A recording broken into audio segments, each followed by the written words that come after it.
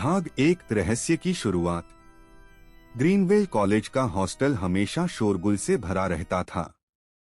10 दोस्त, 5 लड़के और 5 लड़कियां इस हॉस्टल में रहते थे और कॉलेज के सबसे लोकप्रिय ग्रुप माने जाते थे। ये 10 हर वीकेंड कहीं न कहीं घूमने का प्लान बनाते और मस्ती में दिन रात बीत जाता।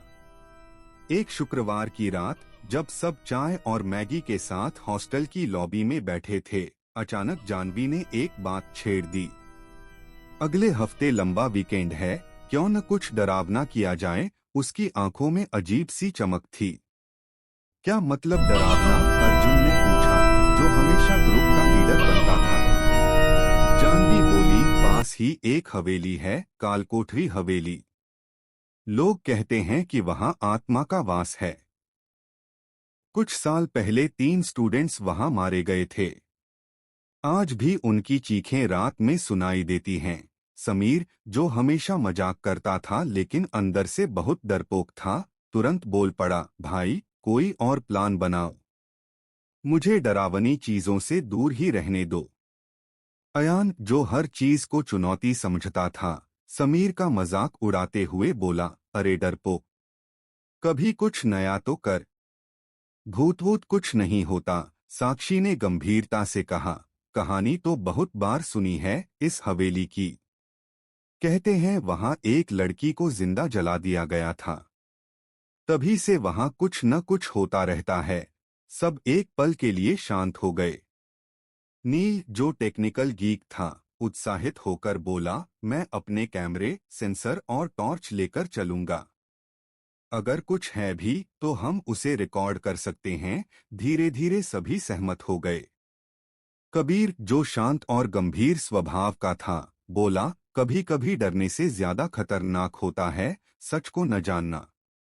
चलो सच्चाई का सामना करते हैं। और तय हो गया, अगले शुक्रवार की रात को सब हवेली की ओर निकलेंगे। शुक्रवार की रात 10 बजे 3 बाइक और 2 स्कूटी पर सवार होकर वे निकल पड़े।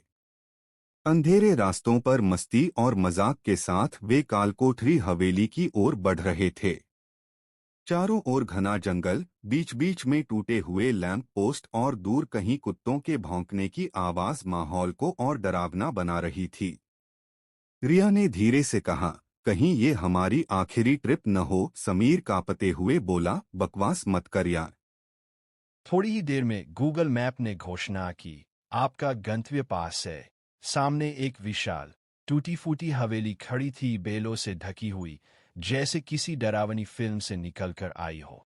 हवेली का लोहे का गेट खुद ब खुद चरमराकर खुला, मानो उन्हें बुला रहा हो। जानवी ने जोर से चिल्लाया, हेलो, कोई है? कोई जवाब नहीं आया। लेकिन अचानक एक ठंडी हवा चली और दरवाजा खुद ब खुद बंद हो गया। पायल कांपते हुए बोली, मैंने कहा था ना, मत आओ यहाँ। कबीर ने गहरी सांस लेते हुए कहा, अब पीछे लौटने का रास्ता नहीं है। सबने अपने टॉर्च जलाए और हवेली के अंदर कदम रखा। अंदर चारों ओर धूल, जले हुए फोटो फ्रेम और पुराना फर्नीचर था। एक बहुत पुराना झारफानूस छत से लटक रहा था, जो हल्की हवा से हिल रहा था। कमरे में एक अजीब सी गंध थी, जैसे किसी जलती हुई चीज की। नील ने तुरंत अपना कैमरा और सेंसर सिस्टम एक्टिव कर दिया।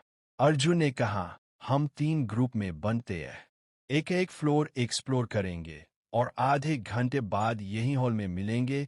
ग्रुप इस प्रकार बने, अर्जुन, साक्षी और पायल एक साथ, कबीर, मेघा और नील दूसरे ग्रुप में, और समीर, अयान, जानवी और रिया सबसे ऊपर के फ्लोर पर गए।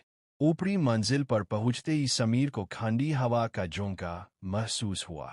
यहाँ तो बर्फ जैसी ठंड है, उसने कांपते हुए कहा। जानवी ने कहा, मुझे लग रहा है कि कोई हमें देख रहा है। तभी एक पुराना दरवाजा धीरे धीरे खुला और अंदर से किसी लड़की की खिलौनों जैसी हंसी सुनाई दी। रिया डर के मारे चिल्ला उठी, मुझे नीचे जाना है, अभी के अभी। समीर डर के मारे कांपता हुआ बोला, ये मजाक नहीं है, कुछ तो है यहाँ। दूसरी ओर अर्जुन का ग्रुप पुराने एक पूजा घर में पहुंचा, जहां एक टूटी हुई मूर्ति और जली हुई किताबें पड़ी थीं। साक्षी ने एक किताब उठाई और उस पर लिखा देखा, उसने कहा था मुझे मत जलाओ, पर उन्होंने नहीं सुना। साक्षी घबरा गई।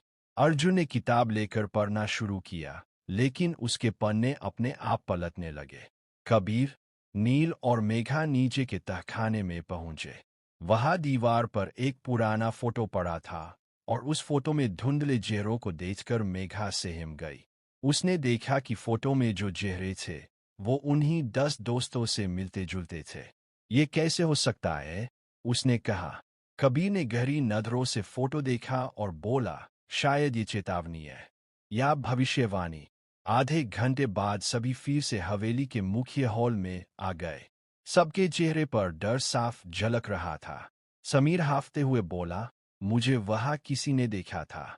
कोई परछाई थी जो दीवार से भी लंबी थी। जानवी कांपते हुए बोली, मैंने खिलौनों की आवाज सुनी, जैसे कोई बच्ची खेल रही हो। साक्षी ने वह किताब दिखाते हुए कहा, ये किसी आत्मा की कहानी है और ये हवेली उसका क्रोध समेटे हुए है। नील ने अपना कैमरा चेक किया। ये देखो, उसने कहा, एक फुटेज में कुछ मूवमेंट कैप्चर हुआ है। ये इंसानी नहीं है। सब सन रह गए। उस पल किसी को अंदाजा नहीं था कि उनका सामना अब सिर्फ डर से नहीं बल्कि मौत से होने वाला है।